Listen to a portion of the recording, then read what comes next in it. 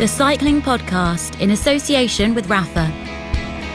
From grand tours to group rides, the Champs-Élysées to coffee shops, Rafa exists to celebrate the world's most beautiful sport. Hello, my name's Richard Moore. I'm with Lionel Birnie. Hello, Richard. I'm actually with Lionel Birnie, punching the air. Lionel. Hello, Lionel. Hello. And we're joined by Daniel Friebe, television's Daniel Friebe. Hello, chaps. How's it going? Hello. Podcasting's Buffalo and Napalm. Waiting for this. He's joining us not on the hotline from a secret location in Europe, but on the lukewarm line, isn't it? Why lukewarm? Don't know. I just don't know. It's a bit crackly. Yeah. All right. I thought I sounded very enthusiastic. Dial up, Daniel. Dial up. Well, you're energised because you've been to a bike race. Well, yeah, and energised by the lack of indoor cycling in this week's podcast. Or computer cycling. Computer cycling? I don't know. What's the official word? What about outdoor cycling on grass and mud?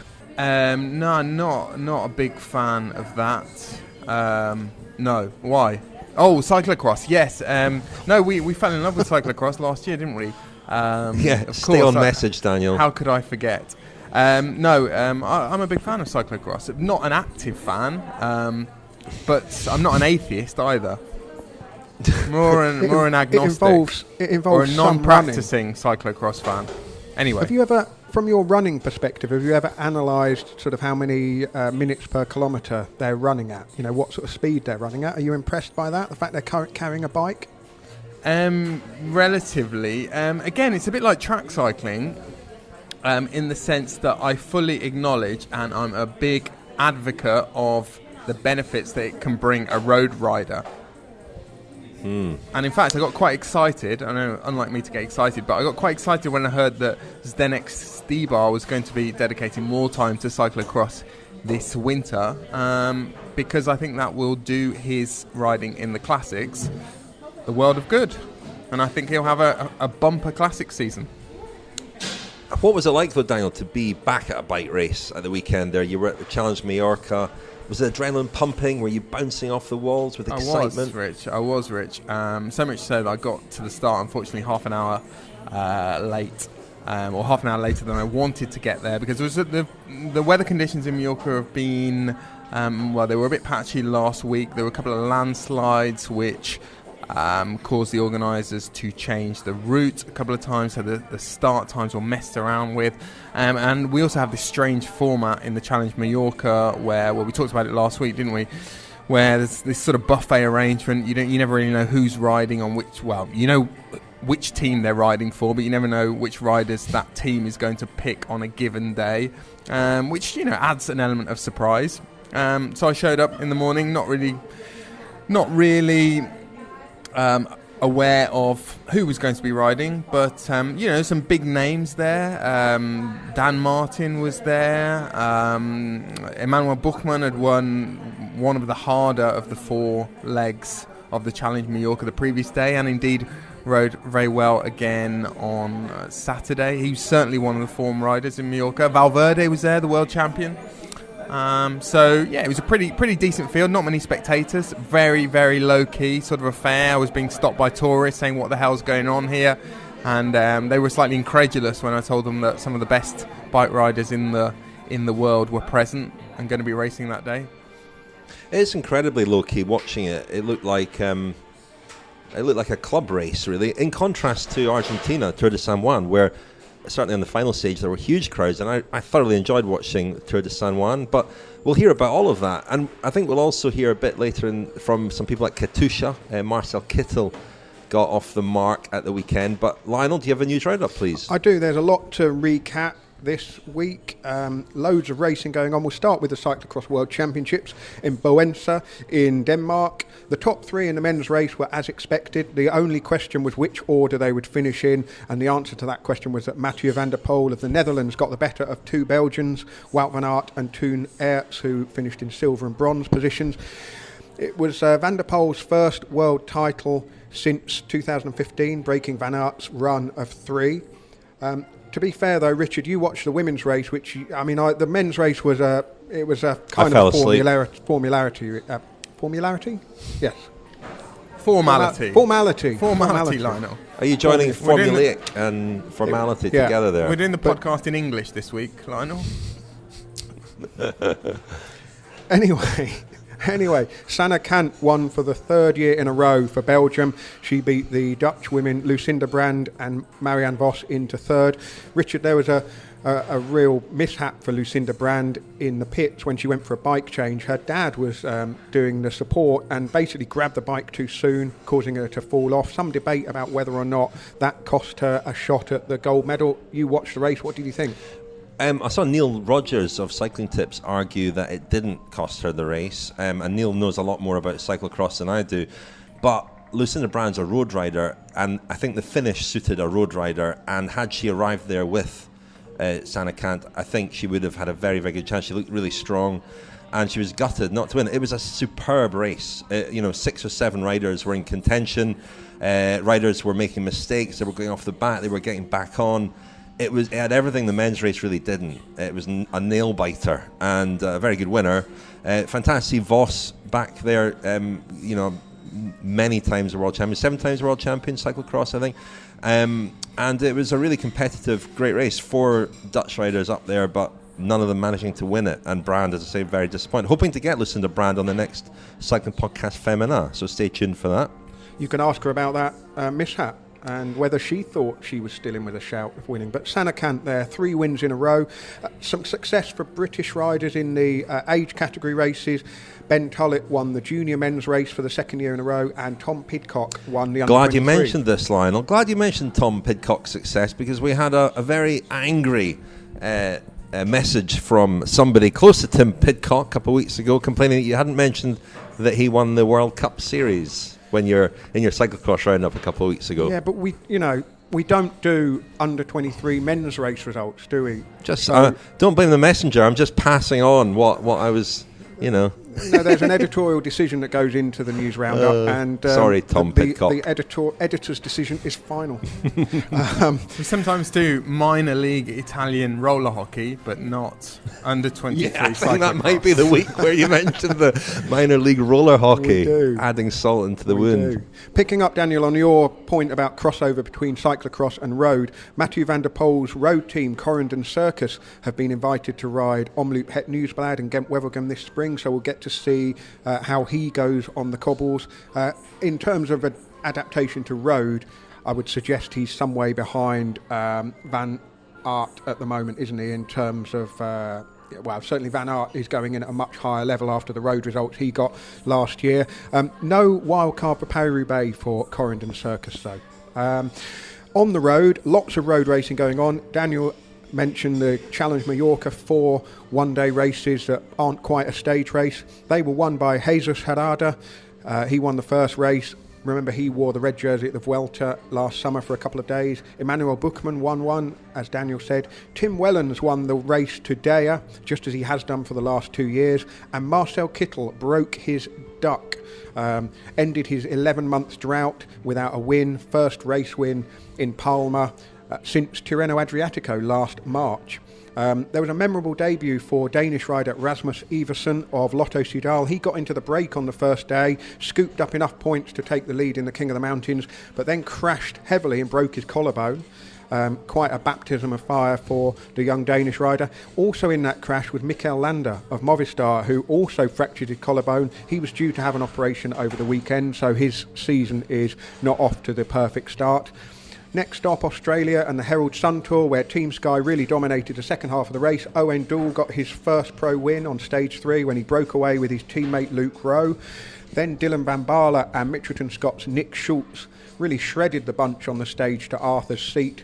They were 2 3/4 minutes clear. Schultz took the stage win and Van Baarle the leader's jersey, and Van Baarle wrapped up the overall win in Melbourne as his Sky teammate Christopher Halverson won the final stage. From there, across to Argentina and the Vuelta a San Juan, where De Koning Quickstep finally apologised for Ilho Kaiser's conduct last week. Winner Anacona of Movistar unseated Julian Alaphilippe by winning at Alto Colorado. He then held the lead to the finish to clinch the race overall ahead of Alaphilippe, and Oscar Sevilla was third. Sevilla turned pro for Kelme in 1998. He's now 42 years old, almost as old as I am. Gives me hope, this. What could I win this year? Watch out, Tour de San Juan next year. Sam Bennett of Bora Hansgrohe enjoyed lead-out duties from his teammate Peter Sagan a couple of times, and it really paid off on the final stage where he won ahead of Colombian Scotsman Alvaro Hodge. Sticking in South America, the Colombian Time Trial Championships, a notable result there for Daniel Martinez of EF Education First. He won the time trial. According to his team boss, Jonathan Vaughters, he was hit by a motorbike in training a couple of days before the race. He put 35 seconds into Miguel Angel Lopez and a minute and a half into Egan Bernal, so a real marker for Martinez there. Back in Europe, where the racing kind of carries on this week, the Grand Prix Marseillaise in the south of France was won by Anthony Turgis of Direct Energy, and there was some worrying news for the Bretagne Classic, formerly the Grand Prix Plouay World Tour race in Brittany. Both the men's and women's races faced being cancelled this year when French television threatened to back out, but it seems that those races are going to be back on TV and will be happening. A community around the world. Stories and films with the most compelling characters. The world's finest apparel. Explore the world of cycling with Rapha. Our thanks to our headline sponsor Rapha for their support of the Cycling Podcast. We are, as always, very grateful to them. They have just launched a range of limited edition flyweight jerseys which take their inspiration from the cycling heartlands and new frontiers, celebrating a selection of Rapha's favourite riding destinations for their unique scenery, traditional colours and, of course, beautiful roads. These are beautiful jerseys, and my favourite one is the Norway one.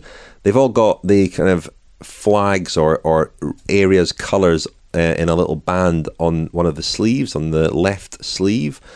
And yeah, the Norway one is particularly striking. A lot of these jerseys are similar in a way to the new Education First jerseys, that same kind of tie-dye effect, but they're very nice indeed. Have a look at them at rapha.cc. Well, as you said, Lionel, a lot of racing. I mentioned Cyclocross Worlds, the women's race was a real cracker. But I've been watching a lot of San Juan as well. Argentina, a beautiful country. There's quite an unknown but well-established cycling tradition in Argentina. I think, and I may have said this before in the podcast, I think there may be more velodromes in Argentina than in any other country in the world.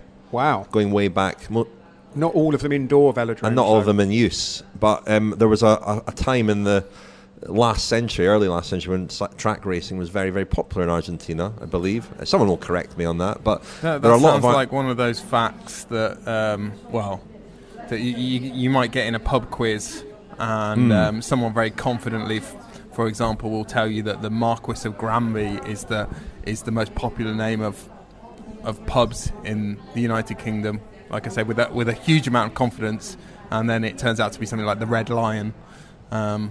So I suspect that although that is a very intriguing and interesting fact, Richard, we'll probably find out that, I don't know, it's not true. Somewhere much more predictable and obvious has more velodromes. Malta has got the most velodromes. Maybe, who knows?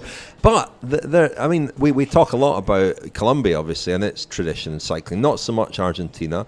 But there's a really interesting sort of pattern developing. We used to see a lot of races in the Middle East at this time of the year. There seems to be the centre of gravity seems to be shifting west a little, and there's quite a scene now at the start of the year in Argentina and Colombia. And watching the Tour de San Juan, which is in a tiny pocket of what's a huge, huge country, it's a stunning country, Argentina. Is there not scope to develop a 3-week tour in one of these countries? Or maybe crossing borders, but South America seems like a place where you could have an incredible 3-week tour. I don't know that there's space in the calendar for another 3-week tour. No, I mean, again, back to my usual old point about the Grand Tours wouldn't be invented if they didn't exist. I don't think there's any need for a 3-week tour, but certainly scope for 10 to 14-day race. And I think the way the Vuelta a San Juan is going, the field's getting better every year. Teams are embracing it more. We've got the racing coming up in Colombia now this coming week, and that will be even more impressive, certainly in terms of the number of people watching on the roadside, because Colombia really is the hotbed. But yeah, why not? I mean, the Vuelta a Colombia is still going, isn't it? But it's not really in a slot on the calendar that would attract the top teams. But why not have a big stage race that really attracts everyone who's everyone in the early part of the year? Maybe not late January, but maybe late February or something like that. As for the racing, Sam Bennett, I mean, he lost out on stage, I think it was stage 1 when Gaviria won. Gaviria won a couple of stages, so he's got his time at UAE off to a good start. Bennett, it looked like Bora Hansgrohe were trying really hard to give him a stage win. Daniel, you spoke to Sam Bennett back in December at the Bora Hansgrohe training camp, and he was pretty disconsolate there about what happened at the team, his missing out on a place at the Giro, having won 3 stages last year. Well, let's hear a little bit what he told you when you spoke to him in December. Got it. Like, I performed really well there. Made my name as one of the biggest sprinters in the world, and I get my last 12 sprints in a row in the Giro, never outside the top 3. The consistency was there. I know the race, I know how to win there. I feel like, what did I do wrong? Yeah. You're not German. Yeah, I can't help that. I'm not from a big nation, so yeah, it's not nice. Well, that was Sam Bennett, and I mean he's a very honest guy, and couldn't really help himself from telling you exactly how he felt, Daniel, about missing out on the Giro this year, and feeling that he'd slipped down a little bit in the pecking order at Bora Hansgrohe. It did look like the team were trying hard to set him up, Peter Sagan in particular, which suggests that relations at least are good at the team, and Bennett will get chances this year. And he told you as well that he's wanting to sort of reinvent himself slightly as a rider for more challenging races, not just a sprinter, but somebody who can get over climbs as well. Yeah, I mean, you hope that they aren't just throwing him some sort of consolatory crumbs early in the season just to keep him on side, and that Sagan will duly take his place as the leader, or Pascal Ackermann will take on sprinting duties whenever there's a big prize up for grabs. It was interesting even reading Sam Bennett's comments after the Vuelta a San Juan, talking about the added pressure of being led out by Sagan. So he certainly wasn't. Well, he didn't sound as delighted as one might expect to be led out by Peter Sagan, but he's going to have to take whatever opportunities come his way. The big unknown still, I think, is Milan-San Remo. I was given the impression when I went to the Bora Hansgrohe team camp in December that he would possibly ride Milan-San Remo and that he would possibly be an option for them at that race. But of course, Sagan has never won it. Sagan is 29 now, and it's a big hole in his palmarès. And you'd probably be quite pessimistic about Sam Bennett's chances of getting a. Well, I mean, that's the opposite of the kiss of death, isn't it? Being written off by Daniel. Watch out for Sam Bennett. Well, I think. Sorry, Rich. No, but I mean, we become very blasé about Sagan, don't we? And just his consistency. But there he is. He started the season again, Tour Down Under. He's always just exactly the same. It's so commonplace that we don't even comment on it anymore. But his level of performance is unbelievably high all the time. Well, his worst level of performance is higher than some riders' best level of performance. Once into racing, certainly. It looks easy for him. I mean, even setting up Sagan, it was like Messi dribbling around 10 players and then squaring the ball across the goal for someone to tap it in. It always impresses me more, Rich, as well, because of his physique. I mean, he's the kind of guy who, if you look at him, he's relatively heavy, and you always imagine that riders like him would possibly have more issues with their weight in the close season than others. That's possibly wrong in the sense that for Sagan, power to weight ratio is less of an issue because he's winning on flatter courses. But he did have some issues with weight early in his career. I remember speaking to Paolo Slonga, who's his coach at liquid gas about how he in the winter would tell Sagan to go out for a walk in the morning before he even had breakfast to, I don't know whether to sort of get his metabolism up and running. I don't know whether that made constitutional. I don't know whether that made too much of a difference, but no, that consistency is remarkable, particularly as well when Sagan is someone who will be invited to dinners, to make public appearances throughout the winter, and I think for like guys, Lionel. well, for guys like that, it's particularly difficult. But there's never really been a period in Sagan's career when he has had to spend a month or more losing weight and just to get to something like his usual level. I mean, I suppose the closest he came to that was the Vuelta last year, where he hadn't really raced much after the Tour de France and struggled at the start of the Vuelta. But otherwise, like you say, his consistency has been remarkable. We were talking about pub quizzes earlier. Another pub quiz question would be would really puzzle people. What do Lionel Birnie and Peter Sagan have in common? They're both invited to a lot of dinners. Oh, I'm never invited to any dinners. Anyway, another rider who caught everybody's eye at Tour de San Juan was Remco Evenepoel. Evenepoel. Remco Evenepoel.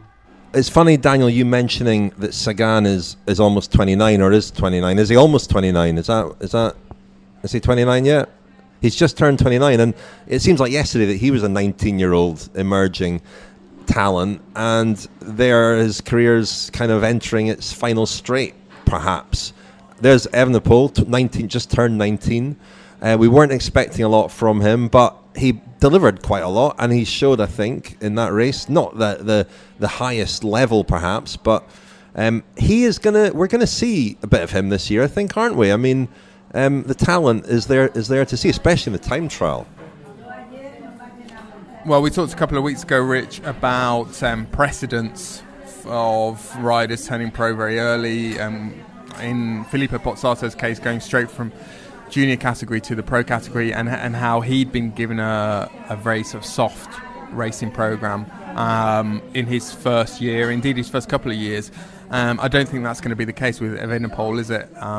It looks as though, although he probably won't do that many race days, I think De Koning and Quickstep have said around 50, it looks as though he is going to be competitive amongst World Tour professionals. Whether they're World Tour races or not remains to be seen. Yeah, I think it's important just to bear in mind the context of these early races. I mean, the big names are at the fore. Julian Alaphilippe, Nairo Quintana was up there overall as well, but they're not at their peaks, are they? They're going to be a fair way off their peaks, and the real proof of the pudding will be how Evenepoel gets on in something like the Tour of Catalonia at the end of March, because that's a level up from I think his next races are Algarve and the UAE Tour, and Catalonia is a proper race where the stage racers are really starting to build themselves up, some for the Ardennes Classics, some for the stage races that are to come. So I think with somebody who's only just 19, it's important just to dampen down expectations a bit, because we don't want to be here in sort of 4 or 5 years' time doing a podcast on where did it all go wrong for him, do we? Chute à l'arrière du peloton, cycling podcast team car at the back of the pack, please. That's the voice of Seb Piquet, race radio at the Tour de France, to remind us to tell you that this episode is sponsored by The Economist. The Economist is a smart guide to the forces impacting your world, and if you would like to get a free print copy of The Economist delivered to your door, if you're in the UK that is, then text the word cycling to 78070. The Economist is about far more than just economics and finance. It covers a range of subjects from world politics and business to science, technology, the arts, the environment and even sport. It's been a trusted source of intelligence for over 170 years, and it's for the kind of person who never stops asking questions and wants to know why the world is the way it is. Richard, you've been reading The Economist this week. What has sparked some questions for you? First of all, Lionel, impressed that you didn't spell out the word cycling for the listeners to the cycling podcast this week. That was good. The article that caught my eye was it was a sports article. It was about concussion, looking at two sports in particular, American football and rugby. But it's an issue that is very prominent in cycling as well. And there's some particular difficulties in the sport of cycling with head injuries and diagnosing those head injuries, because riders can't really step off the field of play to be diagnosed. They want to get back on their bikes as quickly as possible, and it's a very, very pertinent issue. And I know that a lot of teams now have concussion protocols and so on. I'm sure that we'll return to this this year. But the article is really interesting about some of the trends and about the difficulty in diagnosing concussion compared to most injuries. Also, the fact that second impacts are extremely dangerous if the concussion isn't diagnosed properly in the first place. Another point that's pertinent to sport is that the human brain doesn't finish developing until your mid-20s. So obviously young sports people are particularly vulnerable to the long-term effects of head injuries. And in American football and rugby, there has been a drop in participation, 6% in the US of kids, high school kids playing American football in the last decade. And in England, 30% fewer children aged 11 to 15 playing rugby in England. And The Economist wonders whether fewer enthusiastic young players could eventually lead to fewer lifelong fans. It's quite a big article in The Economist on concussion in sport, and lots of interesting details in there. Very interesting, yeah. Well, to read The Economist, get a copy delivered to your door. Text the word cycling. Not How are you spelling spell that, Lionel? The normal way, 78070. A very unscientific poll of velodromes, Richard. I can see that Australia and Japan certainly have more velodromes Japan, of course, than Argentina. Okay. Live correction corner. I'm a bit of an authority on the on fruit production in various countries across the world. What's that got to do with velodromes? Well, but very similarly, Rich, I often get that wrong. I'll amaze everyone by telling them that Italy is the world's #1 producer of kiwi fruits, and then someone will say, "Well, hang on, what about nectarines?" And I think I know the answer to that as well, and I'll follow that up with, well, it's everyone knows that's Papua New Guinea. And I usually get it wrong. The follow-up is usually wrong, and everyone then looks very deflated when it proves that I'm not the authority that I thought I was, or they thought I was. Anyway. Well, listeners, if there's any correlation between fruit production and velodromes, let us know. What about lemons, Daniel? I don't know. I'm a bit rusty on this line. I think Lionel must know the answer to this. No, I don't. Answers on a postcard. Now, Daniel, we mentioned at the start that you've been at an actual bike race, the Challenge Majorca. Well, how was it? I mean, as I mentioned earlier, I watched a bit of it on TV, and it is very low-key. For such a cycling-mad island, it's surprising to not see some crowds. And, even the body language of the riders, there's a sense that it is almost like a training race rather than an actual race. Yeah, it's actually quite a difficult race. The courses are pretty tough. Certainly the first 3 days were very tough, were made even more difficult by the weather. It was unseasonably windy. And despite that, we saw the kind of cream rise to the top. Tim Wellens, as you said, has won the race to Daya, or as Lionel said in his news roundup. I think this was the third time, was it? Third in a row, yeah. Third in a row, and Wellens is someone who goes really well at this time of year, but he's obviously a class act. It was interesting when I was at the Red Lotto Sudal training camp a couple of weeks ago. I was just speaking to some guys about Wellens, and he's someone who is very realistic about his sort of place in the solar system of world stars in the sport, and he knows that. He's probably not going to win the biggest races in the sort of the kind of main hotspots of the classic season and the Tour de France. So he focuses really on kind of picking the low-hanging fruit in the early part of the season and towards the end of the season. If you look at his career, he's had huge success sort of in February and March, and from sort of late August onwards, and he's done that on a consistent basis. And I don't think that he's going to alter his approach anytime soon. So he's already in very good form, and attacked from a long way out when he actually attacked behind Buchmann on that day to where the finish was in day. It's the hardest day of the Challenge Majorca.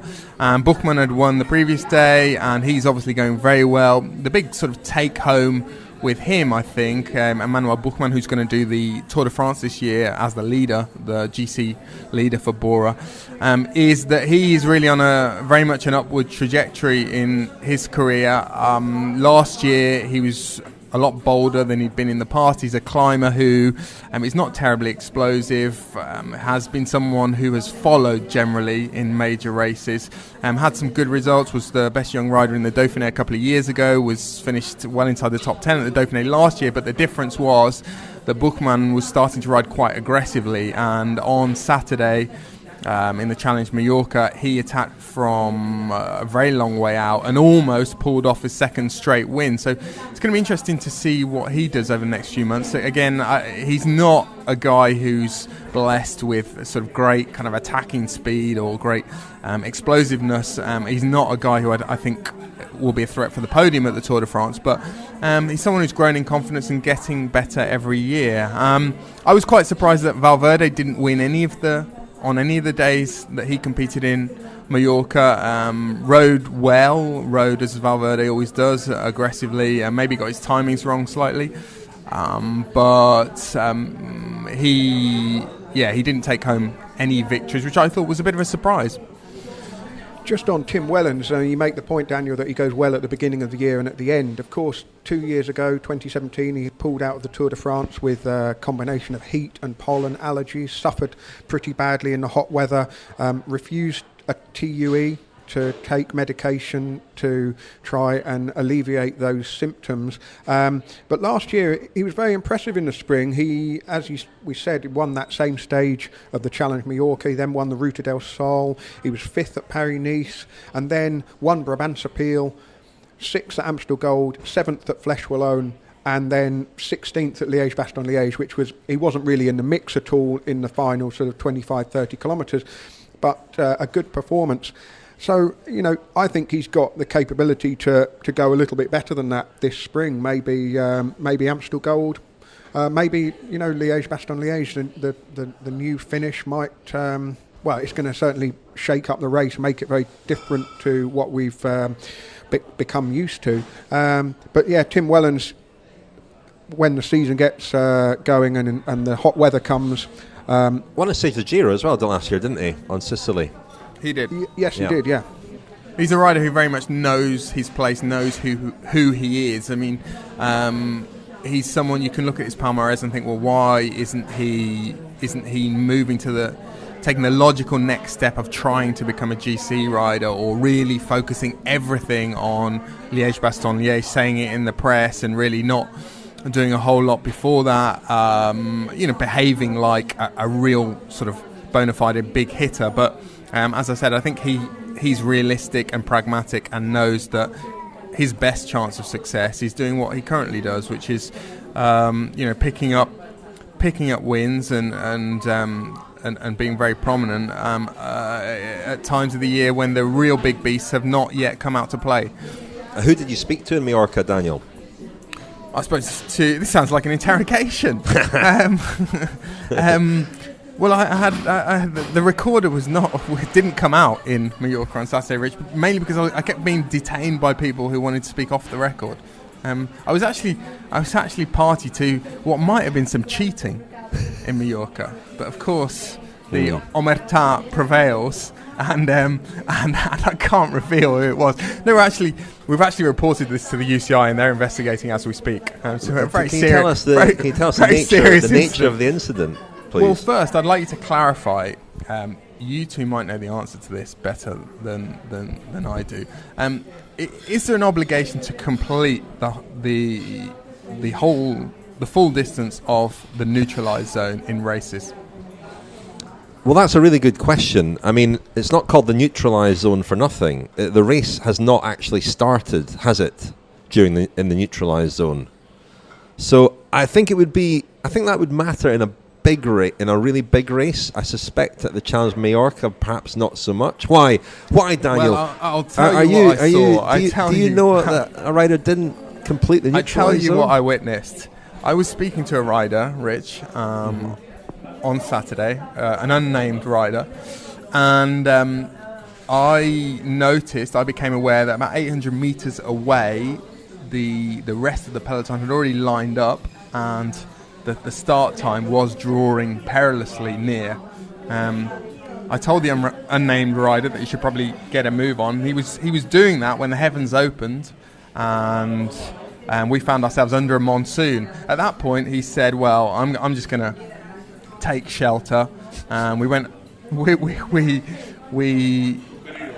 moved our conversation to under a nearby shop awning, and he announced that he wasn't going to bother going to the start at that point. He was just going to wait for the peloton to go past and join the peloton in an inconspicuous a manner as possible, and that's what he proceeded to do. So he skipped about 800 meters of the neutralised zone. Wow. I'm scouring the UCI result. Did this rider feature in the results of the day? Not terribly prominently, I would say. I'm guessing he wasn't a Cofidis rider, because you've seen him a mile off in their garish new kit. So we can rule out Cofidis. Anyway, Rich, I think we should say no more about this incident pending. It also means it's difficult for you to answer my original question, isn't it? About who did you speak to at the Challenge Majorca? Pending the UCI investigation. Who else did you speak to at the Challenge Majorca, apart from this rider, this unnamed rider? I spoke to a lot, as I said, Rich, I spoke to a number of unnamed riders who fed me information on subjects which can't be discussed. Oh, this is wonderful for the podcast. Quality podcast material. This is brilliant. Brilliant.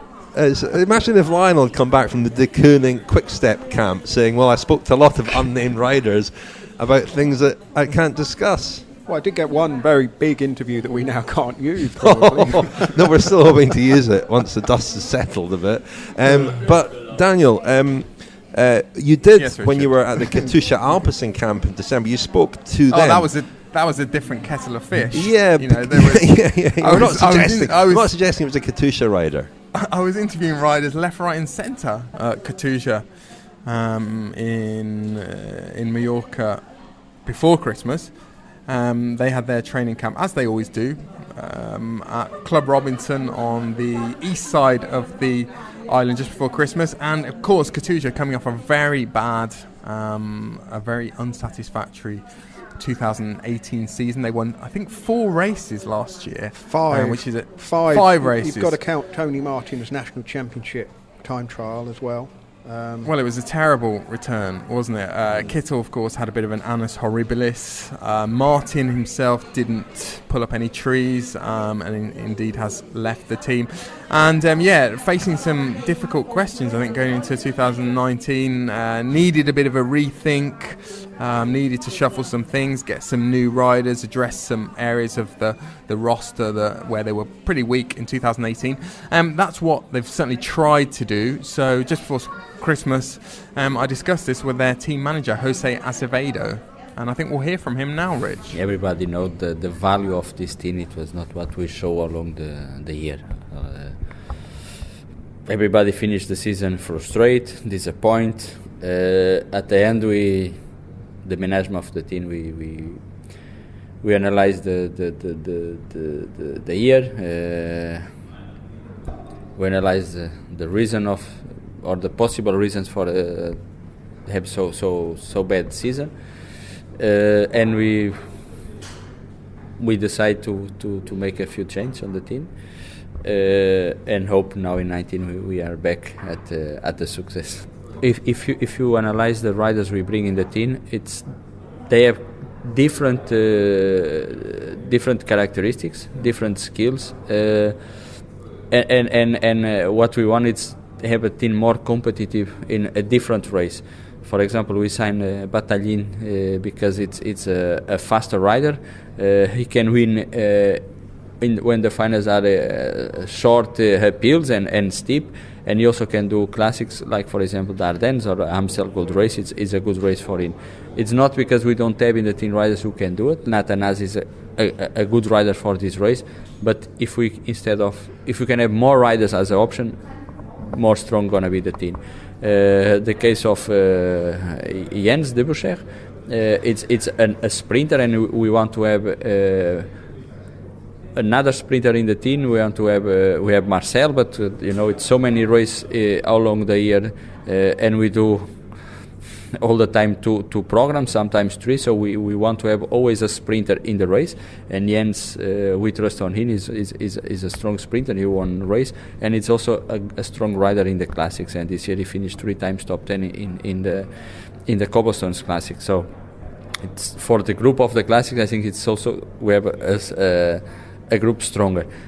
For the mountains, we don't lose climbers, but we had and we have now Navarro, a rider with a lot of experience. When he have his possibilities, he can finish top 10 in some race, and he have a lot of experience. And we know when Ilnur need in the big race when he's in the climbs, he have one more rider who's going to be close to win. Marcel Kittel is obviously one of your star riders. You've brought Eric Zabel in to work also with Marcel. Can Eric bring about a big change in Marcel, or does the main change have to come from Marcel himself? For me, Marcel it's still be the best sprinter in the world. When Marcel is at this top shape, it's difficult somebody beat him. Eric Zabel come in the team because we create in our structure a new department, the performance department, and Eric is the performance manager. He's responsible for everything about the performance, the material. So it's his responsibility. But of course, he have a lot of experience. He was on his period also one of the best sprinters in the world, and for sure he can, with his experience, with his knowledge, he can pass this to the riders. The riders have a lot they can learn a lot from him, and like I said, if we have the best to working with us, I think for the riders is much better, because at the end they need to have also a good support from the team, but they also need to have a good message, and this is why we try to bring in the team people with experience, people with good professional, because at the end training it's important, but it's many things around that important. And for example, talking about the sprints,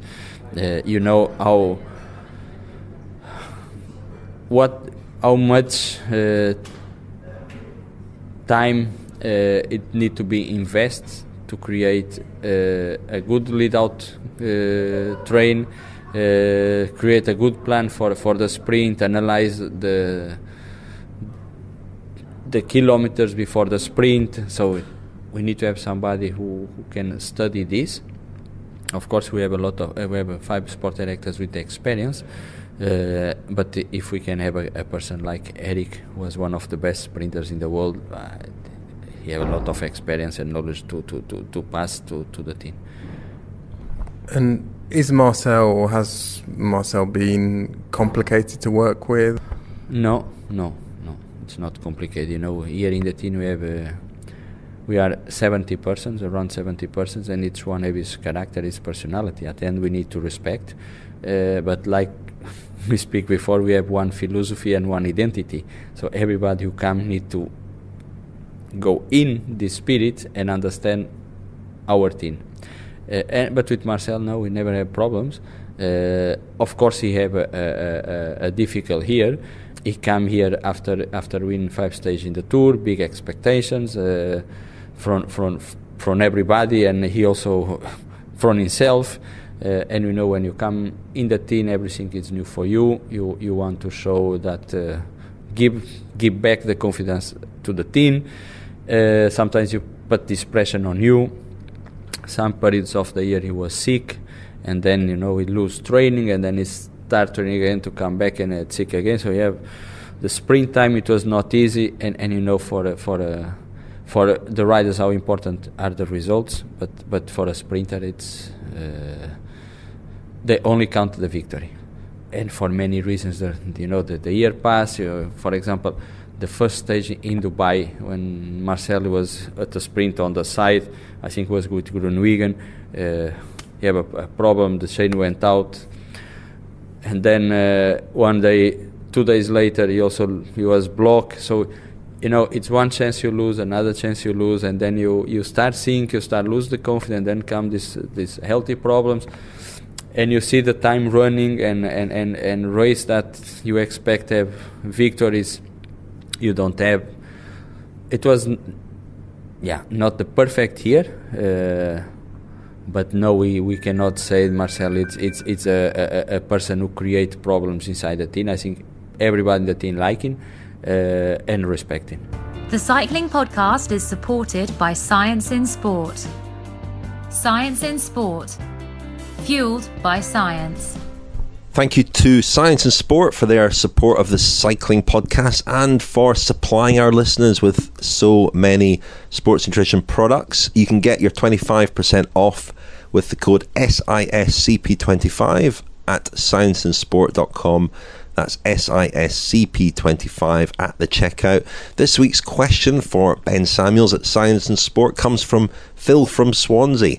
And Phil is the first questioner to phone in his question. I'll give you the number after we've heard his question and Ben's response. Hi, my question for the Science and Sport guys is recently I've had to change my diet and go gluten-free.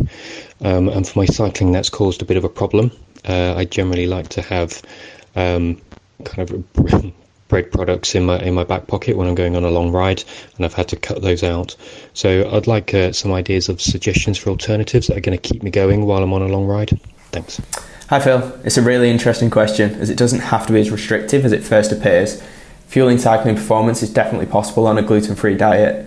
The same principles would apply in that you're aiming to fuel with 60 to 90 grams of carbohydrate per hour on the bike when you're out on those tough, longer rides. The Science in Sport gel range is gluten-free, as are the hydro tablets and Go electrolyte powder. That gives you a gel, hydration and sports drink options that would all be suitable for yourself. To then replace that sandwich or provide a food-based option to eat while you're on the bike, I suggest looking into making your own rice cakes. It's something that's pretty widespread in professional and amateur cycling, and most rice in its natural form is gluten-free. You could use honey, chopped nuts, stevia or jams to flavour your rice cakes with. That's if you've got a real sweet tooth. Alternatively, you could make those into savoury rice cakes. Fat-free cream cheese tends to be the gluten-free, and that's really the option that's used to bind all your ingredients together and set them into the rice cake. So that was Ben Samuels answering Phil from Swansea's question. If you would like to send a question for Science and Sport to answer, you can email us, contact@thecyclingpodcast.com. Or, as Phil did, you can leave a voice memo, a WhatsApp voice memo. If you dial the number +44 7971 338 205. That's +44 7971 338 205. It won't take phone calls. It's not Lionel's number I've just given out, or Daniel's, but it will take voice memos through WhatsApp. So leave your question that way if you'd prefer. Yeah, it's interesting, Daniel, when you look at their roster, they've got Marcel Kittel, who usually should guarantee them X number of wins per season. Surely can't have a year as bad as last year again. And Ilnur Zakarin, you would think, would guarantee them a decent position in one of the Grand Tours. Other than that, I mean, Simon Spilak does week-long stage races, never rides the Grand Tours, doesn't like them, doesn't want to do them, usually pulls out a bit of a result at the Tour of Romandie or Tour de Suisse. And everyone else is kind of, they're not prolific, are they? And it's interesting looking at some of the riders they brought in. Enrico Battaglin, who won a stage of the Giro. Who else did they bring in? Deboucher as well. I mean, they're kind of middle-of-the-road sort of signings. It's a team that is going to be very much dependent on whether or not Marcel Kittel can win some big World Tour races. No, I think you're absolutely right, Lionel, and there is a misapprehension that Katusha-Alpecin is a very rich team, and this is really a hangover or a sort of relic of this idea that people have of a previous incarnation of the team. Originally they were very well funded, had a huge budget similar to Team Sky's budget, They didn't necessarily always get the same kind of results that Team Sky have got out of that budget, but in the last couple of years they've really had to downsize operations, and I think they're operating now at around about the sort of 15 million euro a year level, or even less than that. So they've not got an awful lot to work with, and I think Kittel probably sucks up a fair amount of the budget. Kittel is a guy who, as we've talked about in the past, works on or feeds off momentum, and he needs that early in the season to carry him through, and he needs to be riding with confidence. He needs to have a lot of confidence in his lead out. I think the addition of Eric Zabel will be great for Kittel. Zabel was very effective, or Mark Cavendish certainly thought he was very effective as an advisor at HTC Columbia a few years ago, and obviously, being German and being someone who faced a lot of the pressures that Kittel is now facing, Zabel is ideally placed to help him out.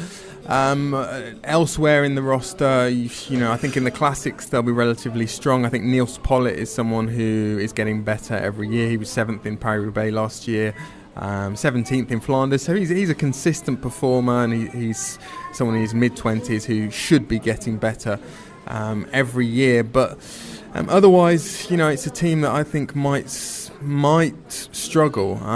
As you said, there isn't a huge number of bankers there. Simon Spilak is someone who, by hook or crook, has managed to pull out good results in week-long stage races, but in those week-long stage races he's not generally been the best time trialist or the best climber. He's just a very canny operator who really stakes everything on 3 or 4 races every year, the Tour of the Basque Country, Tour of Romandy, Tour of Switzerland, that kind of race, and it has often worked out for him, but didn't last year. I mean, it's contract year for him this year, so he's under a bit of pressure.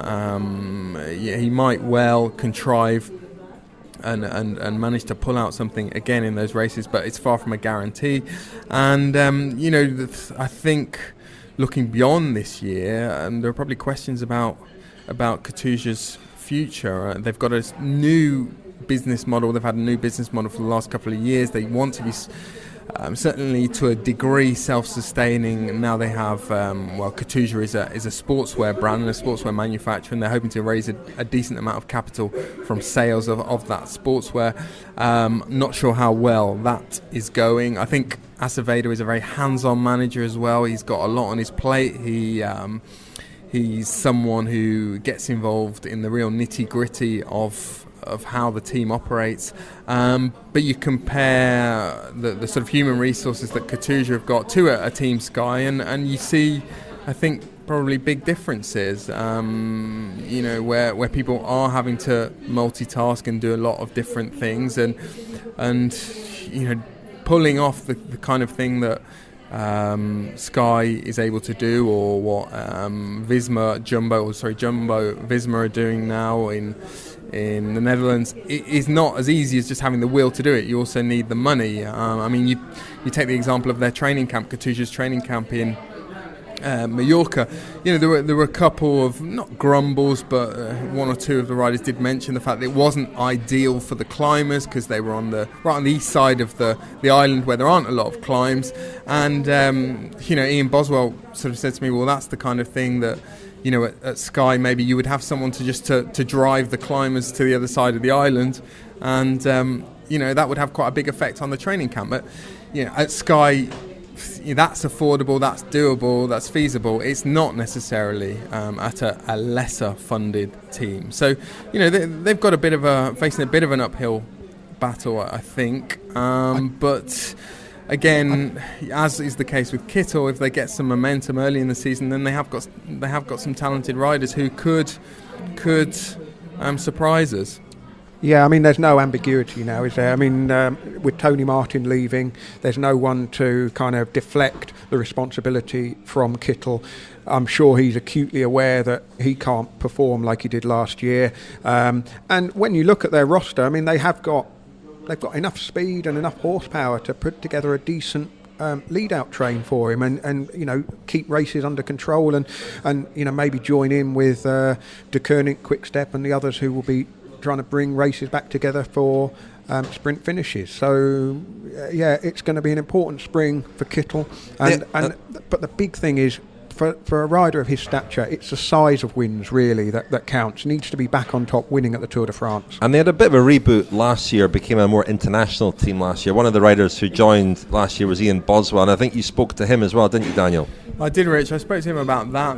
What exactly is the identity of Katusha now in terms of nationality, and also about this theme that José Azevedo mentioned, and we heard him talk about a minute ago, the difference in the way Katusha are trying to pick their teams for races this year. They're trying to base that a lot more on form and current fitness rather than sort of premeditated racing programs that they came up with over the winter. So this is Ian Boswell talking about those two subjects. The team has made some changes this year that was pretty clear from the start, and I guess already at the end of last year that things were changing, and we brought in some new coaching staff and brought in I want to say Eric Zabel, I always get him confused, but yeah, Eric Zabel's in here for a performance coach, and I think just coming off like a pretty disappointing year all around. I wasn't necessarily super disappointed, but I think the team and the management and the sponsors definitely expected more. I think the mood within team camp is already, people are working hard from the get-go, which has been a clear sign. I mean, last year we had a great team camp. It was super fun. Everyone was enjoying themselves. I was about to say, because I remember reading at the time, I think it was the same location, even in Majorca, and a lot of new guys in the team last year. And, you always get a good vibe, positive messages coming out of a team camp, but it really did seem as though something sort of not special then new and exciting was forming, and then like you say, it was pretty disappointing in some respects. Yeah, I think that's completely correct. I think that we did have a really good, I came to this team from being at Sky for 5 years, and I was like, wow, this is like really cool environment, like everyone was super happy, and it really did feel like a family, and it was professional but also really relaxed, and but yeah, the results didn't come, and so kind of throughout the year the tension was building that we needed to kind of get our ass in gear to to put it a straight way. And this year it's been a lot less kind of horsing around. It's like if we have a 6-hour training ride, it's a 6-hour training ride. It's not 5.5 or 4.5. But everyone's motivated as well. I think from the guys who had a disappointing year to also the new riders in the team who speaking with Enrico Bataglin, is that correct? He had a great year last year. He won a stage in the Giro and had some other good results. So it's not, I think for the riders like that to come in and see kind of that the team's motivated, continues to push those guys forward as well. You mentioned changes to coaching staff. I know it's very early and you might not even have sort of embarked on the programs you've been set yet, but what are the main differences you can see already and from the old regime to the new regime? I guess kind of an overall focused approach for the whole team, and just making sure that everyone is, kind of push. I mean, speaking when I was with in the same group as Danny Navarro, who's been pro for 15 years now. He turned pro in 2006, and just seeing how cycling has changed and evolved over those years. He said if they didn't start, his old teammates and team leaders didn't start training until January, in 2006, and here we're, early December.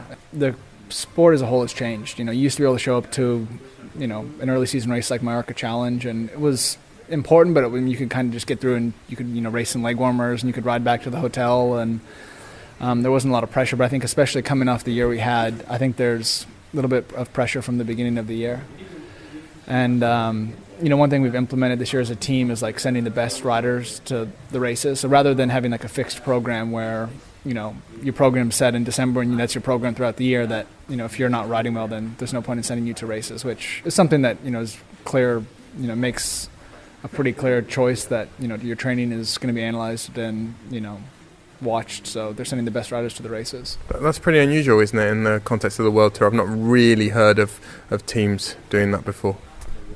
Team Sky did. I think a lot of riders at Sky received their race program last minute, and that was one of the things I actually really enjoyed last year at this team, was having a pretty fixed race program.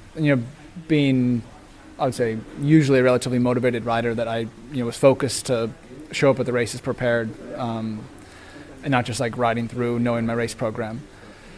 So it creates a competitive, edge within a team, that riders aren't necessarily competing with each other for spots, but that riders are pushing each other to make sure that you're ready for races. You're not just turning up because you were told in December that you're doing a race in July, so you can show up. And presumably those judgments about who is going well, who is not, some of the time it's based on training data. Yeah, I think a lot of it's based on training data. And, we have, I'm seeing him walking over there, Dirk de Mol's here, who has a lot of experience. And same with, like I said, Eric Zabel, and also with Kevin as a new trainer. I think they're going to be doing a lot more kind of scientific analysis of riders' performance and training.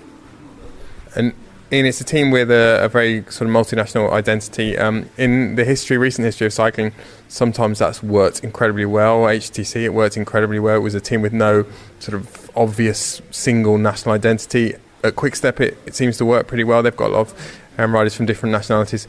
How much did that contribute to the difficulties the team had last year, or how much can it contribute to the strength the team might have in the future? Yeah, I think you're completely right. I think you did see, or you've seen teams in the past, or even like you said, Quick-Step, that have come together, being a very international team and performed. And the only World Tour team I have experience with was Sky, and I felt that they, although being an international team, they definitely have a very British core.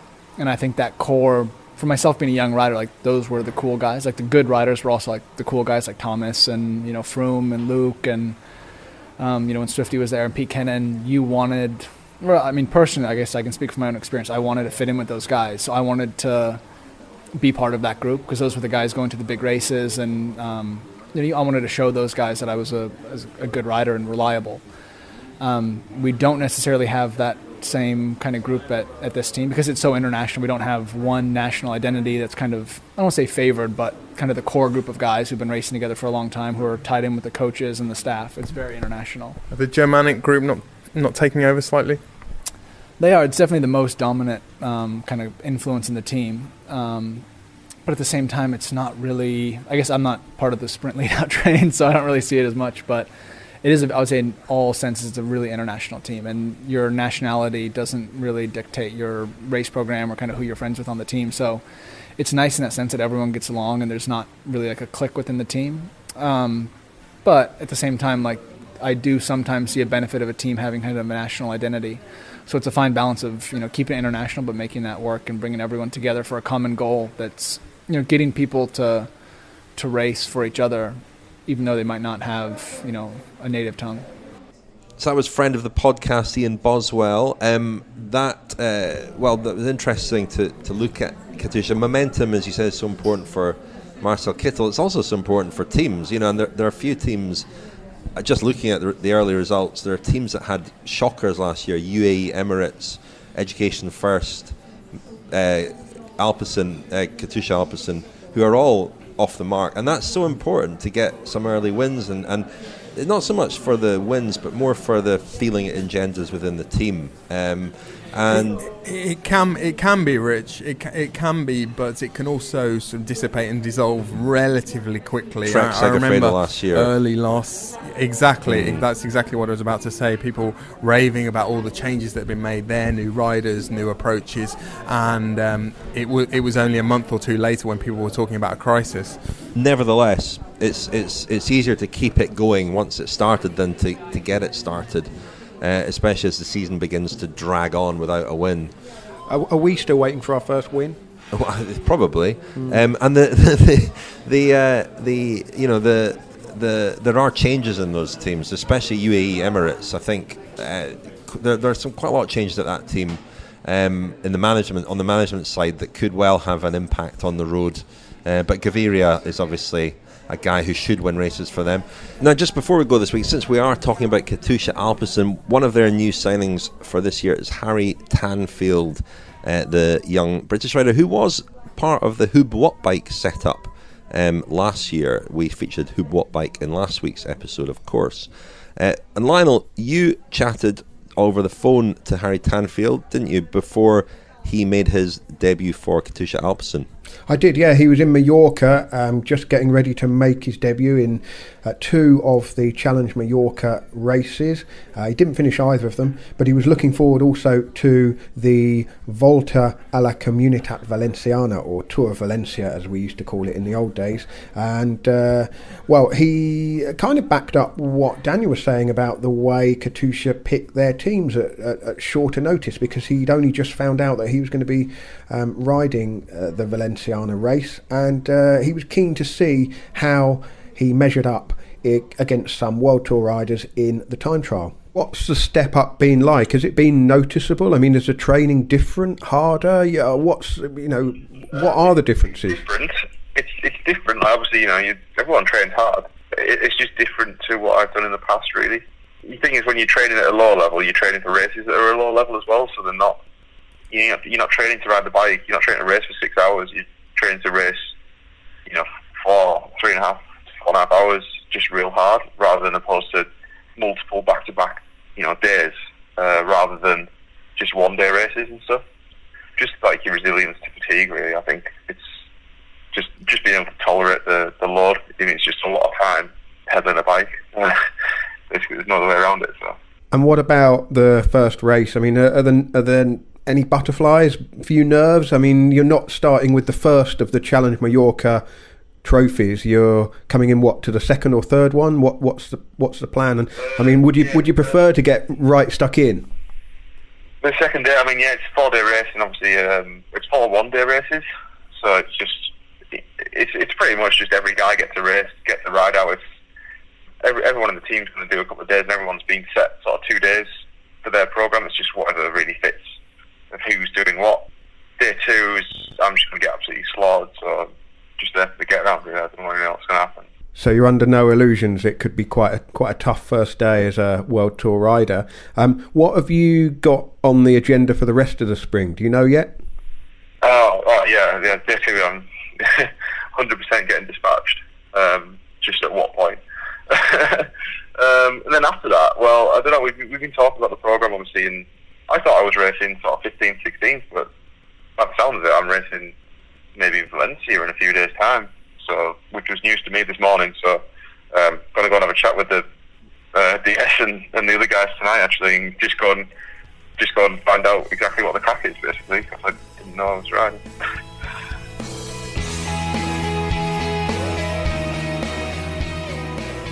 You have been listening to The Cycling Podcast. Subscribe to our newsletter at thecyclingpodcast.com to get all the latest news and special offers delivered straight to your inbox. This episode was edited and produced by Tom Wally.